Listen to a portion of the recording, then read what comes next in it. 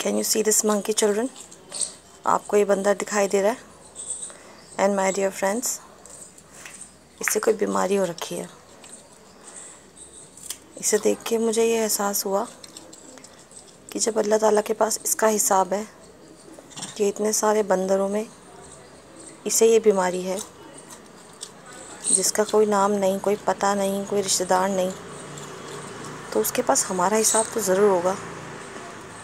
जब जिसकी शिनाख्त तक नहीं की जा सकती जल्दी से कि कौन मरा है या किसको बीमारी है, उसका हिसाब तक उसने रख रखा है कि इतने सारे बंदरों में ये बंदर हमारे घर ऐसा आया है जिसे एक अजीब सी बीमारी है। मैं इस बीमारी का नाम तो नहीं जानती because I don't have that much knowledge about disease, but ये पक्का पता है कि इसे कोई तकलीफ़ है क्योंकि इसके बदन पे बाल नहीं है और ये फ़िलहाल प्याज खा रहा है बैठ के।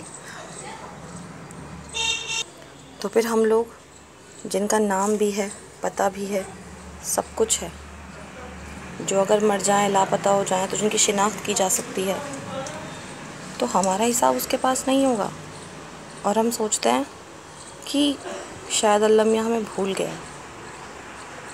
शायद वो जानता ही नहीं कि हम किन तकलीफ़ों से या किन परेशानियों से गुज़र रहे हैं। वो सब कुछ जानता है, वो सब कुछ जानता है, मगर आप कुछ नहीं जानते, आप उसे भी नहीं जानते कि वो सब जानता है।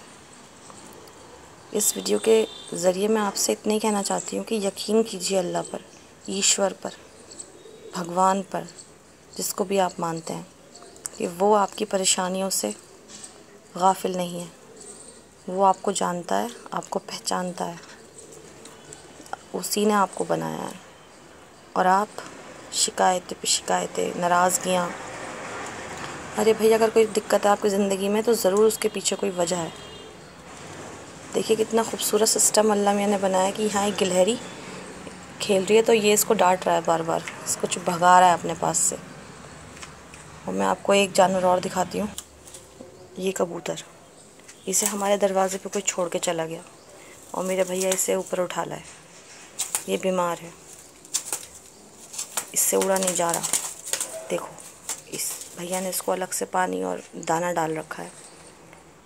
इतने सारे कबूतर हैं हमारे घर में, हम ही नहीं पहचान पाते वो कौन से हैं, कौन सा वाला कौन सा है, कौन सा नया आ गया, कौन सा उड़ के चला गया। मगर अल्लाह मियाँ को तो इस कायनात में कितने कबूतर होंगे सोचो। उन सारे कबूतरों में ये कबूतर, इसे न जाने क्या तकलीफ़ दे दी अल्लाह ताला ने। पता नहीं इसने ऐसी कौन सी ख़ता कर दी कि जिसकी वजह से अल्लाह ने इसकी ये हालत कर दी। अल्लाह ने नहीं की, इसके कर्मों ने, मतलब कि अल्लाह को पता तो है इसकी ये हालत है, बट स्टिल वो उसको ठीक नहीं कर रहा है। बिकॉज जो जिसका कर्म है उसे उसका फल भुगतना ही पड़ेगा।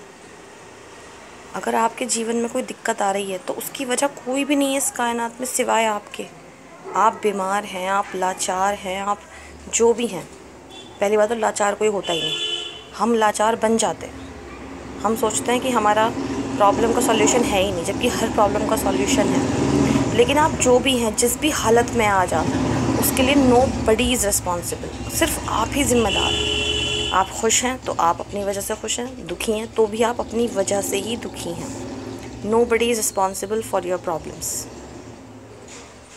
जब ईश्वर के पास नन्ही नन्ही चींटियों, नन्हे नन्हे जानवरों, नन्हे नन्हे मच्छरों का, नन्हे नन्हे पक्षियों का हिसाब है, तो वो आपको और मुझे भूल सकता है, जिनकी बाकायदा फैमिली है, घर है, नाम है, एक डेजिग्नेशन है, कुछ तो है। इसका तो ना नाम है, ना आता है, ना पता है किस ख़ानदान का है, कहाँ से है। मर भी जाएगा तो किसी को पूरी कायनात पे फ़र्क नहीं पड़ेगा, बट इसका भी हिसाब अल्लाह के पास है। इस मासूम से पक्षी का भी हिसाब अल्लाह के पास है। तो वो आपको भूल सकता है या मुझे भूल सकता है? इसलिए ईश्वर पे यकीन रखिए, इतना यकीन रखिए कि हद से ज़्यादा। आज आप जो भी हैं, जहाँ भी हैं, जैसे भी हैं, ख़ुद की वजह से हैं। अगर आप हंस रहे हैं, आप मुस्कुरा रहे हैं, ख़ुद की वजह से। आप रो रहे हैं, आप कोस रहे हैं, आप पीट रहे हैं, ख़ुद की वजह से। कोई ज़िम्मेदार नहीं है। आपके कर्म ही आपके सामने आ रहे हैं, आपके कर्मों का फल ही आपको दिया जा रहा है और कुछ भी नहीं। Very simple philosophy of life, very very simple. no mixed charity, nothing has been mixed in this. So I have given you these two examples. You can correlate with them or you can understand with the help of them. और ईश्वर ने तो बस दिया ही दिया है, हमसे लिया ही क्या है? पानी, हवा, खाना, कपड़े, जूते, everything, education, everything God has given us, and that too free. सब कुछ फ्री दे रखा है उसने. कमी तो हम लोगों ने कर दी. पहले पानी को ख़राब किया, आप कह रहे हैं पानी कम है. पहले हवा को दूषित किया, आप कह रहे हैं हवा कम है. पहले खाने को बर्बाद करते हैं, फिर कहते हैं खाना नहीं है. पहले अपने शरीर का नाश करते हैं, फिर कहते हैं हम पतले नहीं हो पा रहे. So problem is not outside, problem is not created by someone else. सारी प्रॉब्लम हमने खुद क्रिएट करी है. But the problem is that we are not taking the responsibility of it. But ये जानवर हमसे भी अच्छे हैं. ये किसी से कोई शिकायत नहीं कर रहे, ये किसी को कोई लानत नहीं भेज रहे. ये अपने कर्मों को हंसते हंसते फेस कर रहे हैं. ना मैंने इसे कभी रोते हुए देखा कबूतर को, ना मैंने इसे कभी बंदर को रोते हुए देखा.